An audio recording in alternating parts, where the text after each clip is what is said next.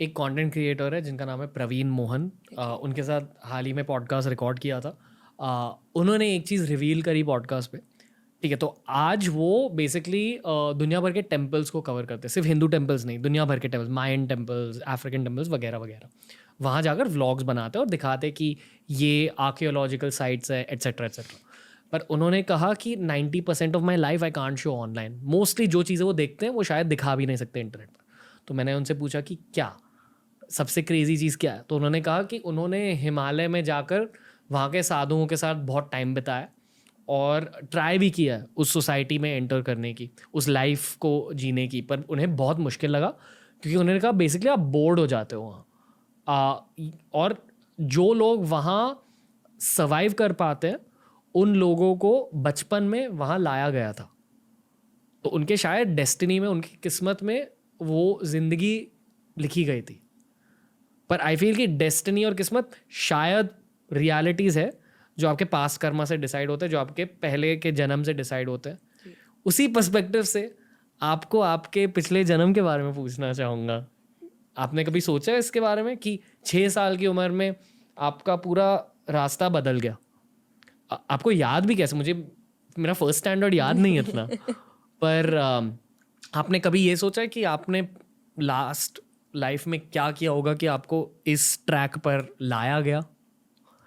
क्योंकि इन a way आपकी spiritual journey arguably थोड़ी इजी रही है as compare to someone else. आपको उसी एनवायरनमेंट में डाला गया, बिल्कुल पर हर किसी को उसी एनवायरनमेंट में डाला नहीं जाता।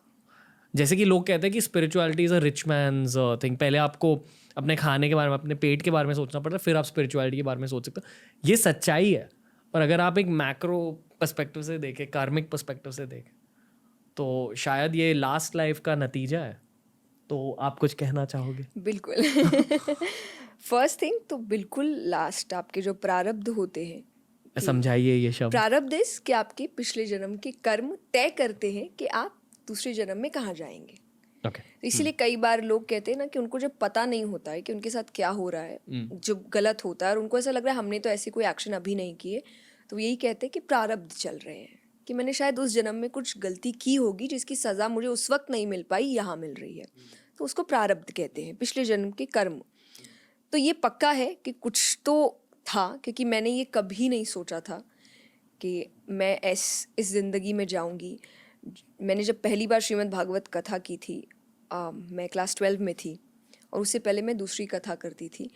तो मैंने जब शुरुआत की थी, और जो पहला मंगलाचरण कहते हैं कि कि आप कोई अच्छा काम करने से पहले भगवान का नाम लेते हैं, वो जैसे ही शुरू हुआ एंड मैं रोने लग गई। एंड मतलब मैं रो भी नहीं रही थी, वो अपने आप आंसू आ रहे हैं, क्योंकि आपको विश्वास नहीं होता कि शायद ये किताबें आपके घरों में आपके दादा दादी रखते हैं दूर से, और आपको देख के ही लगता है कि इसको तो कौन ही पढ़ सकता है। आपकी एज क्या थी तब?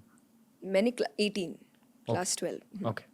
तो मुझे लगा कि वो मैं कर रही हूँ, तो वो एक बहुत ही ऐसी चीज़ थी जो मैंने कभी नहीं सोचा था। तो ये डेफिनेटली प्रारब्ध है कि कुछ तो है। दूसरा कुछ जो आपने अनलॉक कहा, हुआ या कुछ फिर से रीलर्न हुआ? मैं पहली कथा के लिए बोल सकती हूँ, दूसरी मैंने सोच समझ कर करी थी। पहली कथा के बारे में पहली कथा मैं जो कथा करती हूँ वो एक स्वामी जी है जो अब रहे नहीं, राम सुखदास जी, उन्होंने करी थी वो कथा। तो उनकी कैसेट्स आती है, उनकी कोई पिक्चर भी नहीं है कहीं पर भी कि कोई अब देख सके कि वो दिखते कैसे थे या क्या। तो मेरे दादाजी के टाइम या पापा तक पापा ने सुना था, तो उनकी कैसेट्स मेरे पापा सुनते थे घर पे, और वो बहुत इमोशनल हो जाते थे उसको सुन के, क्योंकि वो एक ऐसी कथा, एक डिवोटी की कथा है, बट साथ ही साथ वो पूरी फैमिली कैसे चेंज होती है डिवोशन में, उसकी कथा है। तो मुझे ऐसा लगा, अब आपको वियर्ड ही लगेगा ना, आपके घर में आपके पापा क्यों रोज़ रो रहे हैं कुछ सुन के, पर उससे पहले तक मेरे घर में हमेशा से एक स्पिरिचुअल इन्वायरमेंट रहा है, चाहे वो सत्संग को लेकर हो। एंड जैसा आपने कहा कि रिच मैन्स थिंग, ऐसा कुछ भी नहीं, हम बहुत हम्बल बैकग्राउंड से आए हैं। लाइक डिस्क्राइब करने जाए तो बहुत ही ज़्यादा हम्बल, हमने ऐसे टाइम को देखा है।